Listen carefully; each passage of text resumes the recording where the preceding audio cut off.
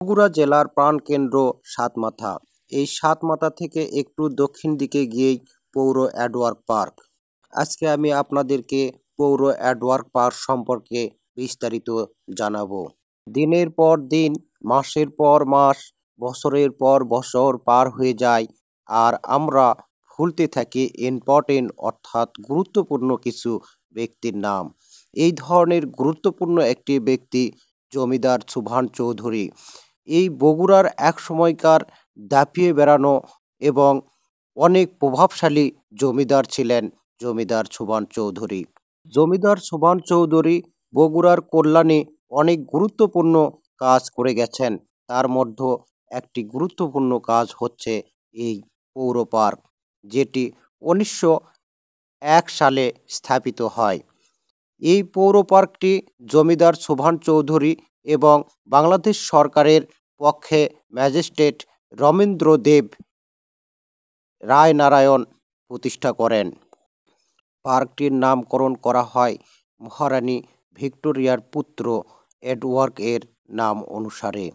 বগুড়ার মানুষের বিনোদনের জন্য যে ব্যক্তি বগুড়ার উন্নয়নে নিজেকে নিবেদিত করে রেখেছিলেন, এই ধরনের আর একটি নাম আমিনুল করিম দুলাল, যার প্রচেষ্টায় গড়ে উঠেছিল কারুপল্লী।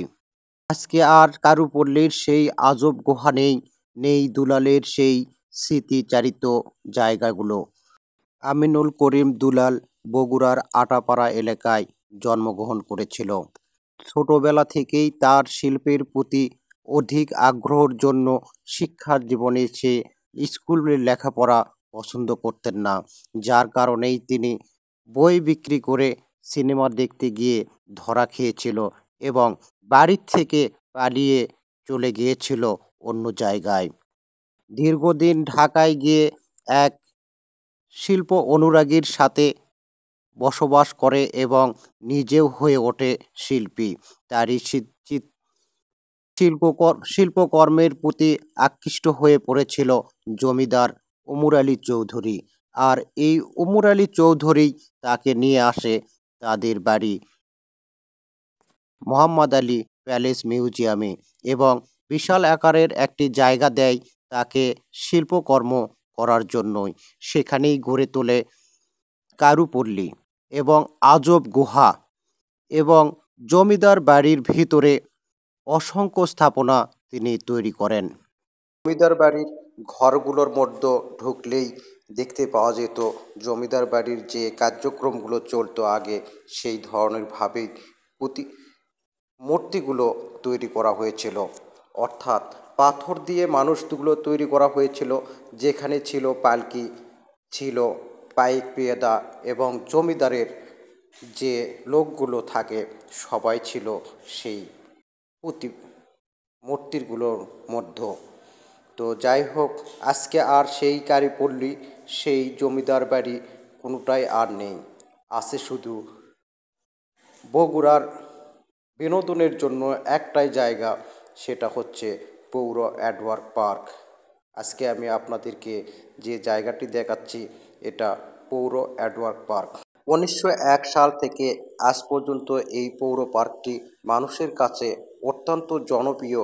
তার কারণ এই পার্কের মধ্যে তখন রোপণ করা হয়েছিল বাইরের দেশের অসংখ্য গাছ, যে গাছগুলো আজও শোভাবর্ধন করে আসছে।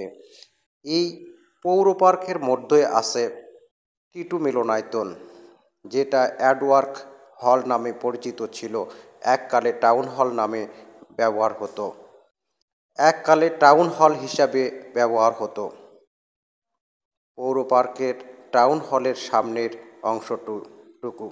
পৌর পার্কের ভিতরে আরেকটা গুরুত্বপূর্ণ স্থাপনা হচ্ছে উডবার্ন লাইব্রেরি, যে লাইব্রেরিতে বগুড়ার ছাত্রছাত্রীগুলো আসে লেখাপড়া করত এবং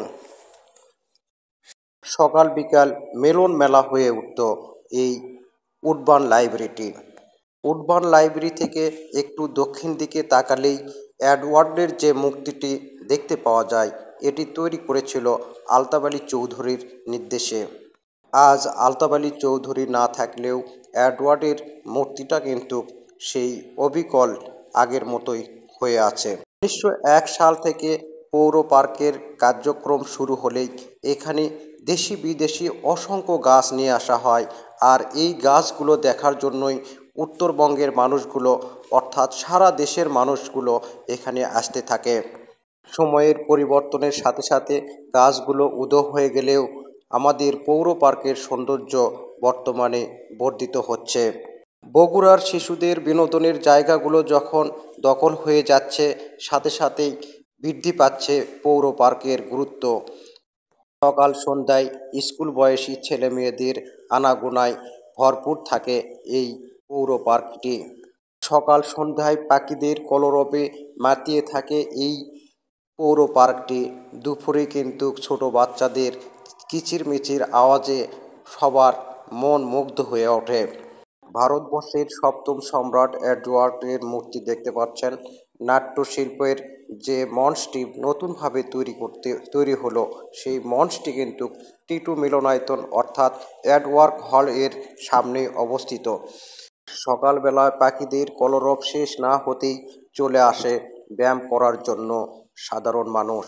সাথে সাঁতার কাটার জন্যও কিন্তু আছে বিশাল আকারের পুকুর। বগুড়ার জমিদার বাড়ি সম্পর্কে আলোচনা করতেই চলে আসে তহুরুন্নেসা এর নাম, অর্থাৎ তহুরুন্নেসা মহিলা ক্লাব। সারা দেশের একমাত্র মহিলা ক্লাব ছিল তহুরুন্নেসা মহিলা ক্লাব, আজও যা মহিলা ক্লাব নামে পরিচিত। স্কুল বয়সী বাচ্চাদের স্কুল শেষ করে বাড়ি যাওয়ার জন্য ব্যস্ত হয়ে উঠলেও আজকের বগুড়ার পৌর পার্কটি কিন্তু শিশুদের সেই সুযোগটাই হারিয়ে দিয়েছে।